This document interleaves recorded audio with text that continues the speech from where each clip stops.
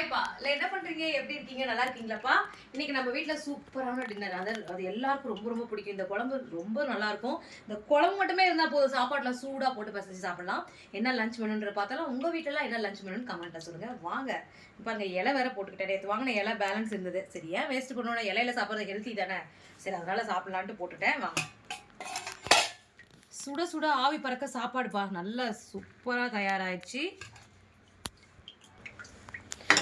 இது வந்து பார்த்தீங்கன்னா அருமையான எண்ணெய் கத்திரிக்காய் குழம்பு. எல்லா ஸ்பைசஸும் போட்டு நல்லா வறுத்து அரைச்சி செஞ்ச எண்ணெய் கத்திரிக்காய் குழம்பு சூப்பராக இருக்கும்.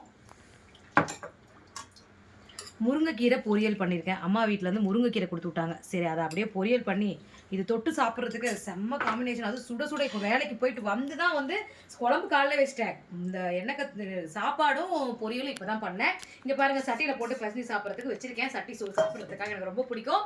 இந்த மாதிரி லஞ்ச் காம்பினேஷன் யார் யாருக்கு பிடிக்கும்னு கமெண்ட்டில் சொல்லுங்கள். வாங்க சாப்பிட்லாம்.